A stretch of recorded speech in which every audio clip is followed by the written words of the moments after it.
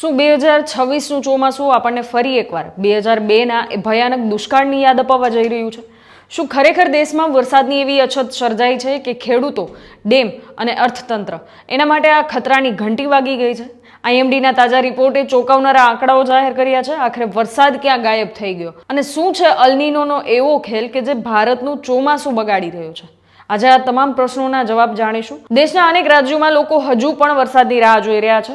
જૂનની આકરી ગરમી પછી જ્યારે જુલાઈની શરૂઆતમાં જ વરસાદ શરૂ થયો ત્યારે લાગ્યું કે હવે ચોમાસું પોતાની ગતિ પકડી ચૂક્યું છે, પરંતુ થોડા જ દિવસો બાદ વરસાદ જાણે અચાનક જ ગાયબ થઈ ગયો. હવે ભારતીય હવામાન વિભાગ એટલે કે આઈએમડીના તાજા આંકડા હવે ચિંતા વધારી રહ્યા છે. આઈએમડીના જણાવ્યા અનુસાર 1 જૂનથી 16 જુલાઈ સુધી દેશમાં સામાન્ય રીતે લગભગ 295.8 મિલીમીટર વરસાદ થવો જોઈએ, પરંતુ આ વર્ષે માત્ર 224.8 મિલીમીટર વરસાદ નોંધાયો છે. એટલે કે વરસાદમાં 24%ની મોટી ઘટ જોવા મળી છે. હવે આ 24% એ માત્ર એક આંકડો નથી, કારણ કે આ આંકડો આપણને વર્ષ 2002ના ભયાનક દુષ્કાળની યાદ અપાવે છે. 2002માં સમગ્ર ચોમાસા દરમિયાન વરસાદમાં લગભગ 19%ની અછત રહી હતી. તે વર્ષને દેશના સૌથી ખરાબ દુષ્કાળમાં ગણવામાં આવે છે. અને આ વખતે હજુ જુલાઈનો અડધો મહિનો જ પસાર થયો છે અને અછત પહેલેથી 24% સુધી પહોંચી ગઈ છે. જોકે અહીંયા એક વાત સમજવી પણ જરૂરી છે કે હજી ઓગસ્ટ અને સપ્ટેમ્બર બાકી છે. જો આગામી મહિનાઓમાં સારો વરસાદ થાય તો આ ખોટ છે એ ઘણી હદ સુધી ઓછી થઈ શકે છે. એટલે હજુ અંતિમ નિષ્કર્ષ પર પહોંચવાનું યોગ્ય નથી, પરંતુ હાલની સ્થિતિ જે છે એ ચિંતાજનક જરૂર છે. જો પ્રદેશવાર વાત કરીએ તો સૌથી ખરાબ સ્થિતિ પૂર્વ અને ઉત્તર પૂર્વ ભારતની છે કે જે સામાન્ય કરતાં 36% ઓછો વરસાદ નોંધાયો છે. દક્ષિણ ભારતના દ્વીપકલ્પ વિસ્તારમાં 26%નો ઘટાડો નોંધાયો છે. ઉત્તર પશ્ચિમ ભારતમાં 19% અને મધ્ય ભારતમાં 13% વરસાદની અછત જોવા મળી છે. આશ્ચર્યની વાત તો એ છે કે માત્ર 9 થી 15 જુલાઈના એક સપ્તાહની અંદર સામાન્ય કરતાં 51% ઓછો વરસાદ નોંધાયો છે. અને જૂન મહિનાનો પણ વર્ષ 1901 પછીનો સૌથી સૂકા જૂન મહિનાઓમાં સામેલ થયો છે. હવે સૌથી મોટો પ્રશ્ન એ છે કે આખરે વરસાદ ક્યાં ગયો? હવામાન વૈજ્ઞાનિકો આ પાછળ સૌથી મોટું કારણ અલ્નીનોને માની રહ્યા છે.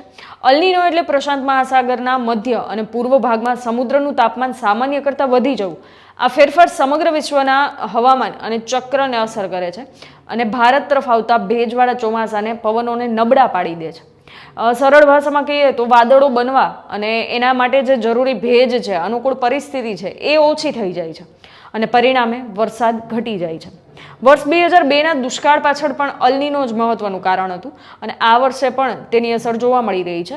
સામાન્ય રીતે જ્યારે અલ્નીનો સક્રિય હોય ત્યારે ઇન્ડિયન ઓશિયન ડાયપોલ એટલે કે આઈઓડી ભારત માટે મદદરૂપ બને છે. જો આઈઓડી પોઝિટિવ હોય તો ભારતમાં વરસાદ વધવાની શક્યતા રહે છે, પરંતુ આ વખતે આઈઓડી પણ ખાસ સક્રિય નથી. અને આટલું જ નહીં, મેડન જુલિયન ઓસિલેશન કે જેને એમજેઓ કહેવામાં આવે છે તે પણ હાલમાં ભારત માટે અનુકૂળ સ્થિતિમાં નથી. આ ત્રણેય પરિબળો મળી અને ચોમાસાને નબળું બનાવી રહ્યા છે. હવે પ્રશ્ન એ છે કે આગામી દિવસોમાં શું રાહત મળશે?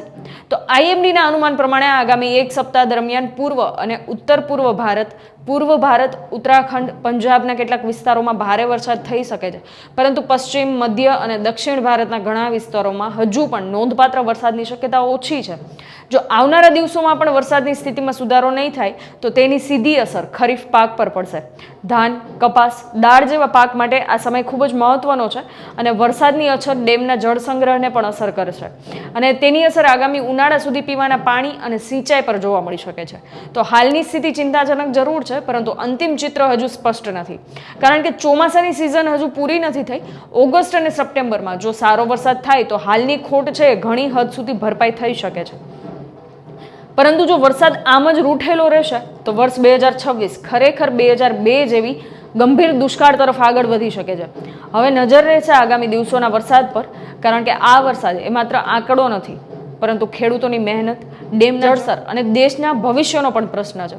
ત્યારે આગળ શું અપડેટ આવે છે એ જોવા માટે જોડાયેલા રહો સ્વરાજ સાથે. ખેડૂત ભાઈઓ છે ખેતરમાં ડ્રોન ઉડાવતા હોય છે ત્યારે આપણે એક પ્રશ્ન સતાવતો હોય છે કે જે આપણે અત્યાર સુધી જીપીએસ ટેકનોલોજી વાળા ડ્રોન વાપર્યા છે, જેથી કરીને મોબાઈલ ટાવર છે અથવા તો હાઈ ટેન્શન લાઈન પસાર થતી હોય, કોઈ વૃક્ષો હોય, ત્યારે જે જીપીએસ ટેકનોલોજી વાળા ડ્રોન છે એમાં ટકરાય અને ટ્રેસ થાય છે. પણ એગ્રીઓન લાવ્યું છે જીએનએસએસ ટેકનોલોજી ડ્રોન, જેથી કરીને એ ડ્રોન છે એ કોઈ જગ્યાએ ટકરાય નહીં, પોતાની રીતે જ ડિસિઝન લે છે અને મૂવ થઈ જાય છે. જેથી કરીને જીએનએસએસ ટેકનોલોજી ડ્રોન છે એ વાપરવાનો આગ્રહ રાખો.